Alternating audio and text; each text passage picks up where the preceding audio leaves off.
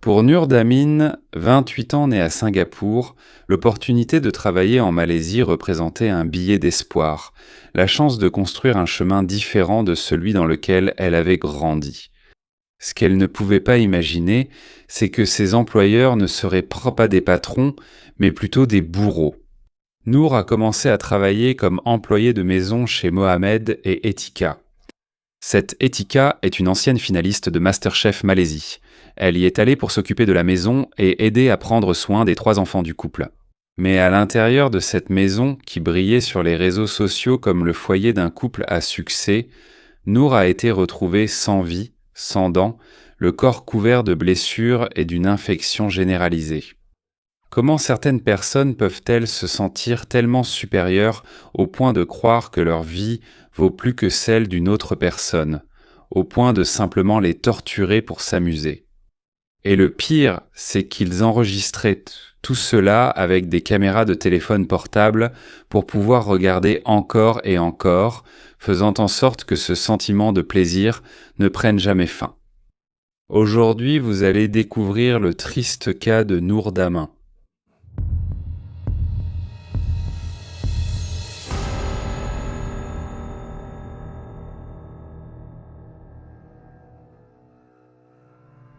En 2021, Nourafia Damin, une jeune femme de 28 ans née en Indonésie, vivait en Malaisie à la recherche d'un emploi.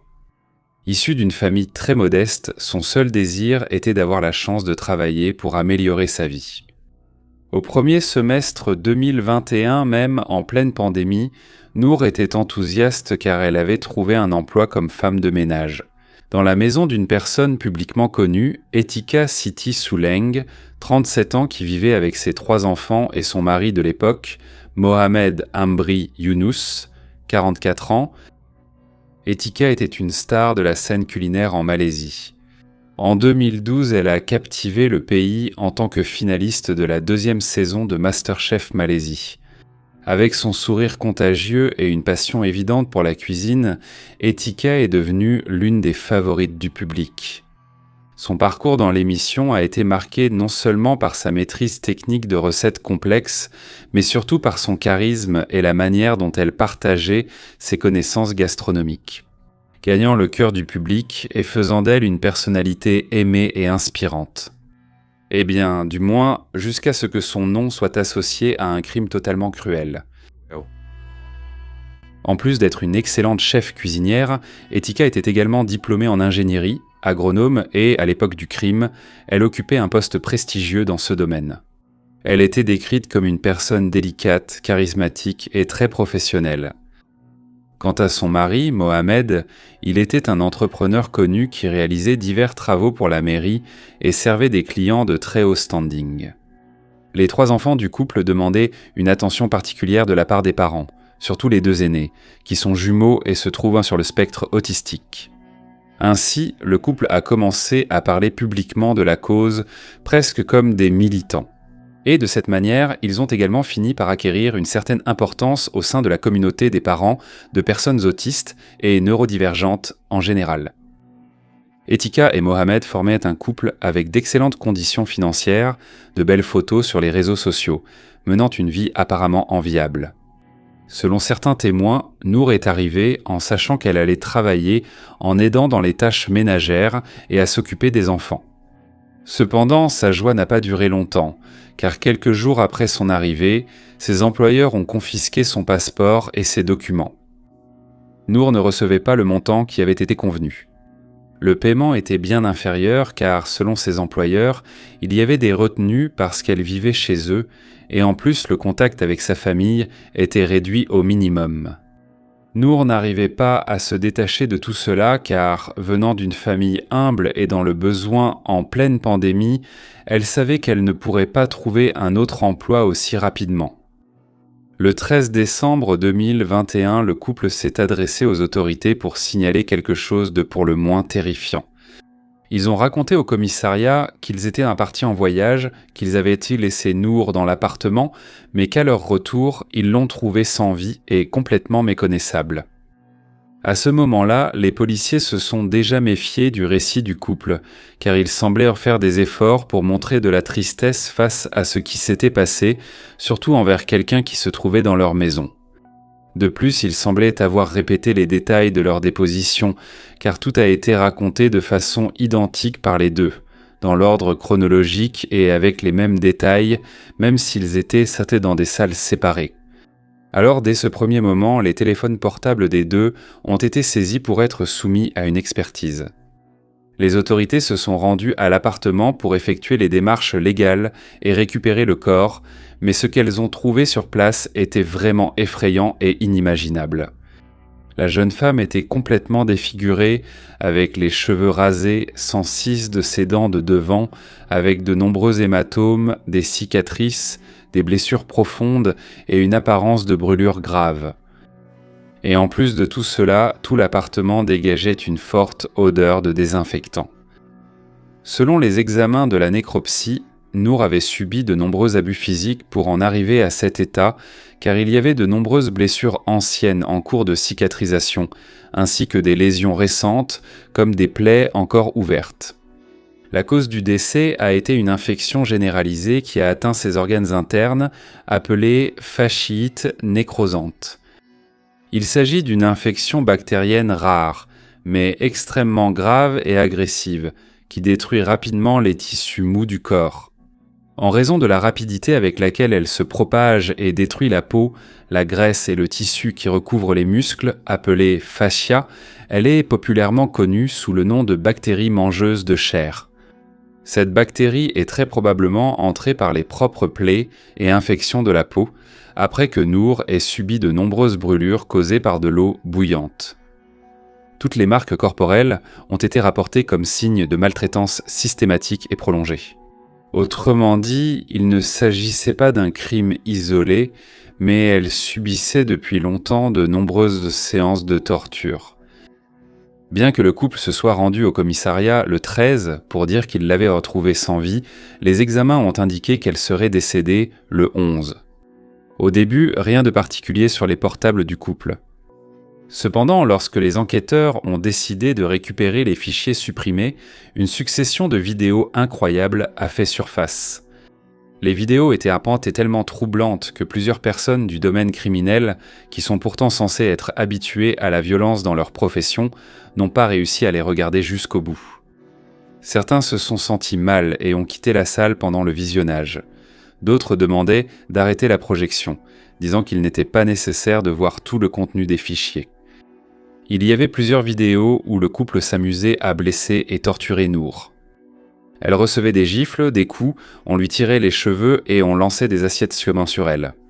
Il y avait des vidéos montrant qu'il la forçait à prendre des bains avec de l'eau à une température brûlante, causant de graves brûlures sur tout le corps. Elle était battue à plusieurs reprises et, quand elle tentait de se protéger, le couple riait bruyamment en arrière-plan. Certaines de ses dents avaient été arrachées avec une pince. La jeune fille a vécu des moments inimaginables sous le toit de ce couple de sadiques. La police pensait que le couple s'était rendu au commissariat parce qu'ils imaginaient qu'ils ne pourraient pas se débarrasser du corps sans éveiller les soupçons. Donc avancer l'hypothèse qu'une troisième personne aurait commis cet acte semblait être la meilleure solution. Ils ont effacé tous les enregistrements possibles des téléphones portables, nettoyé la maison et désordonné la scène du crime pour embrouiller la police. Mais ils ne s'attendaient pas à ce que la technologie mette entre les mains de la justice toutes les preuves qu'ils pensaient pouvoir cacher.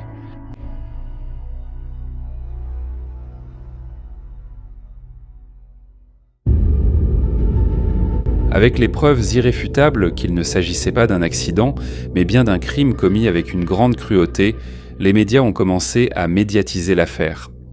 L'affaire a eu une répercussion nationale, principalement en raison de la notoriété du couple, et elle a également servi d'inspiration à des groupes d'activistes. Ces groupes ont commencé à revendiquer de meilleures conditions de travail pour les employés de maison et une réglementation plus efficace, étant donné que ce travail reste très difficile, dévalorisé, discriminé et très mal rémunéré. Très souvent, des femmes migrantes et immigrées sont envoyées par des agences de travail pour travailler dans des maisons de personnes à haut pouvoir d'achat, avec la promesse de bons salaires. Cependant, une grande partie de ces agences opèrent dans l'illégalité, beaucoup d'entre elles étant clandestines, ne respectant aucune des normes nécessaires et sans offrir de soutien. Par la suite, lorsque les travailleuses Bangtuan se retrouvent dans des conditions discriminatoires et même inhumaines. Beaucoup d'employeurs déduisent du salaire de ces femmes des dépenses telles que le logement, la nourriture et les frais liés à la délivrance de documents. Ils font tout pour obtenir une employée de maison, mais une fois arrivés sur place, ils les transforment en esclaves, les soumettant à des journées de travail inhumaines, simplement pour essayer de rembourser leurs dettes. Tout cela est connu sous le nom de traite des êtres humains. Etika et Mohamed ont été arrêtés le 14 décembre, le lendemain de leur visite au commissariat pour signaler ce qui s'était passé. Au début de 2022, Etika a déposé une demande de libération par l'intermédiaire de ses avocats. Elle affirmait être la mère d'un jeune enfant qu'elle devait allaiter et de 2 jumeaux qui nécessitaient une attention particulière. La justice a accepté la demande et a fixé une caution afin qu'elle puisse attendre son procès en liberté. La caution a été fixée à un montant qui, une fois converti, équivaut à un peu plus de $6 000 seulement. À ce moment-là, la situation était la suivante. Une victime morte qui a été torturée jusqu'à la dernière seconde de sa vie pendant que ses assassins étaient un de chez eux. Profitant des meilleurs plats préparés par une ancienne candidate de MasterChef, regardant la télévision, des films et attendant simplement le procès en liberté. Et ils ont réussi cet exploit, même avec toutes les preuves enregistrées sur leur propre téléphone portable. De plus, les avocats de la défense ont joint un rapport au dossier affirmant qu'Etika souffrait de troubles psychologiques. C'était une nouveauté, car jusqu'à ce moment-là, personne n'avait mentionné une telle condition, pas même des ordonnances de médicaments ou des consultations médicales antérieures à la procédure. Lorsqu'elle a obtenu le droit de répondre au procès en liberté, cela a provoqué une grande révolte parmi la population. Cependant, il n'y avait rien à faire, puisque c'était une décision judiciaire, et elle est restée en liberté malgré le tollé public. Comme si cette liberté n'était pas déjà suffisante, en octobre de la même année, 2022, Mohamed a également fait appel, affirmant que la durée de sa détention provisoire dépassait ce que la loi autorisait, puisqu'il était en prison depuis 10 mois et que le procès n'avait même pas encore été fixé. Il a donc également obtenu le droit d'attendre son procès en liberté, sans même avoir à payer de caution. Heureusement, ils n'ont pas été en liberté très longtemps. En décembre, 1 an après le crime, une accusation de meurtre avec beaucoup plus de détails sur les cruautés qu'ils n'avaient pas commises a été officiellement déposée par la justice. Et cela a fait en sorte que le procès soit fixé pour février de l'année suivante. Et, en raison de l'officialisation du détail de toutes les atrocités, un mandat d'arrêt pour chacun a de nouveau été émis. Ils sont retournés en prison et, cette fois, sans droit à la caution.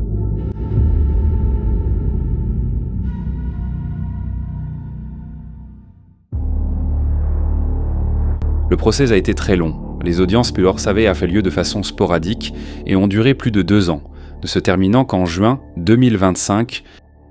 Le ministère public s'est basé sur certains points du code pénal du pays de la manière suivante.